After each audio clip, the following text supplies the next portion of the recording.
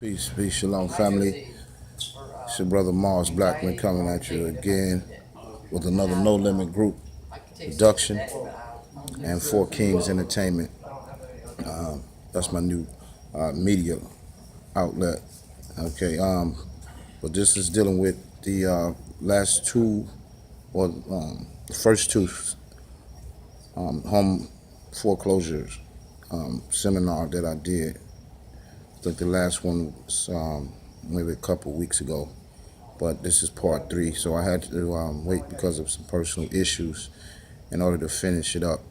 But back into it, we stay. Last time, if I recall, I stopped at step 7 of the process. So there's just a little bit more to cover right now. It shouldn't be that much longer, but this will be the final part of it, so that you could get the whole complete layout of how to actually go about investing in foreclosures. And this is just one of the things that people don't understand about is illegal foreclosures.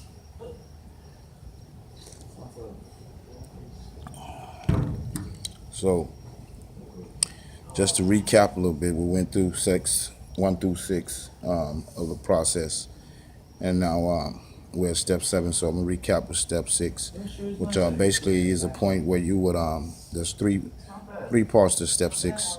Okay, the first 6A, what you would do is you would be contacting the bank and asking for the collections department.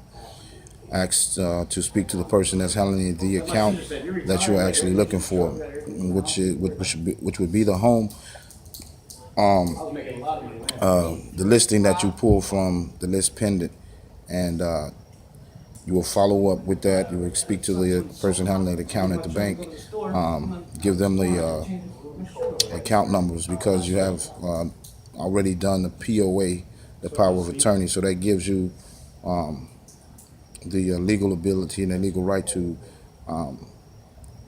be a representative on behalf of the homeowner, okay, through the quick claim process and the POA being signed.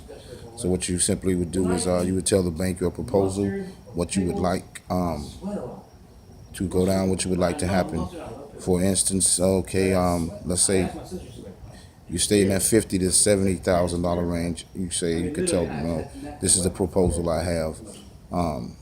By this being an illegal foreclosure, and the banks would rather make some money off of it than to bring the trust company back together and to ultimately be basically looked at as not performing up to the standards. So this would bring out a whole lot of hidden things that the president of banks that they don't want you to know.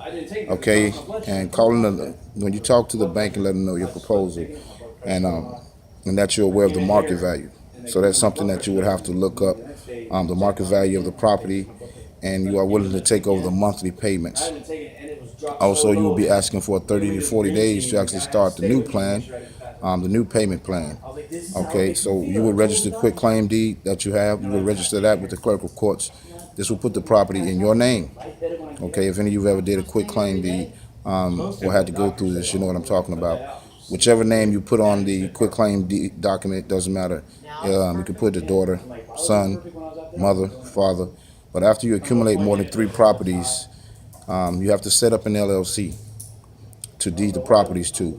1 to 3 you can keep in your name, but after the 4th acquisition of the home, the 4th home you've acquired, you would then have to formulate an LLC. But you'll see later on down in some towards the end of it why this would be beneficial and how this would work to your advantage. Okay, picking up at step 7. Step 7. The next step is you will contact the Section 8 office, because this is going to be your guaranteed income that you're going to make. This is also the way that you're going to be able to pay the mortgage while at the same time putting money in your pocket. Okay, so you contact the Section 8 office, inform them that you are a landlord looking to list your property. When you start taking calls from the renters, you want to screen them, find out how many years they've been at the job, get the name of the company, call 411 for a listing of the company, and stay away from any listings that are not there. Okay, because you need credible renters inside the property so that you don't face hiccups out the door. All right, but going right into it, continuing with step 8. Okay,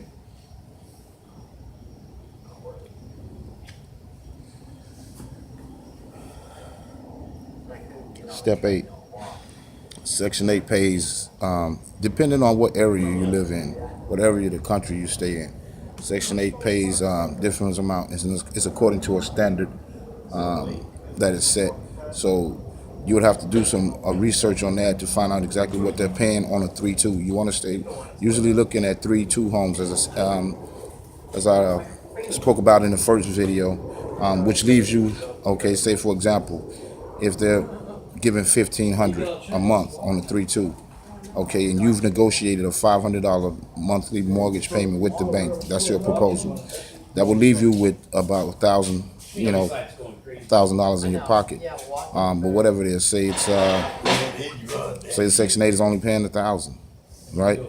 And you've negotiated for $500. You're still putting $500 in your pocket. And this is really truly about work, becoming your own business, your own self-starter, your own small business, and not having to depend on anybody else for work. Okay, this is what we're talking about, economic freedom. Okay.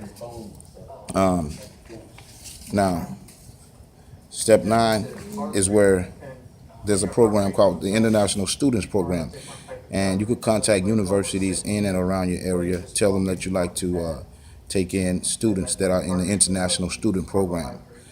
The rental per student, say $1,500 per student. 3 students in a 3-2 home totals about $4,500 a month because they're paying for each individual student that is in the house. But here's the thing: is that you must have at least an elderly female living in each house to cook, clean, and wash clothes for the students. That will be part of it. And you would pay that person $300 to $400, maybe $400 a week. At $1,600 monthly, that will leave you with $2,900. Then you subtract $700 for the mortgage, which leaves you with $2,200 a month worth of income investments. Okay. Step 10. As houses grow and investment rental income grows, contact Dreyfus Investment Group. By putting away $25,000 in an investment account with Dreyfus, you will earn quarterly a $2,500 dividend earned check. As the checks come in, that's $25,000. You would earn quarterly $2,500. But as the checks come in, deposit to a regular savings account. Okay, and once you do that, when that grows to $10,000, it will be time to transfer that money to a living trust bank account, opened in the trust name after setting up the trust. So again, it could be a daughter, a son, a spouse, a mother, father, whoever you choose to, a friend, whoever. But this would be a great idea for a team. Maybe you and someone else, or maybe you and a couple other people working together, because you got to do some footwork. Step 11: to set up the trust, it must be a living trust. You may go to Barnes and Nobles to purchase the trust. It's called the Trust Book Green cover for about $60, depending on where you're at. It may have changed. Okay, this would give you the drafted examples to fit your needs, whether you are married, single, have children, etc. Set up and register the living trust in the state of Nevada or Delaware, because neither one of these states tax a living trust. So you would set up the trust in there, and because you are a resident of another state, does not negate or prohibit you from taking advantage of this law. Okay, the actual estate can be located anywhere, as I just stated. The estate assets are owned by the trust register in the clerk of court's office. Then you would open a bank account in the trust name, which will dispense payments of your house. So you won't have to keep doing that. The bank would automatically start to do that, which will dispense the payments of your house, car, boat, insurance, etc. Okay. To add dividends, earn quarterly checks from your business, and this living trust will be funded 2 sources of income. So you'll be getting the $2,500, okay, every quarter, and then money from the trust. All right.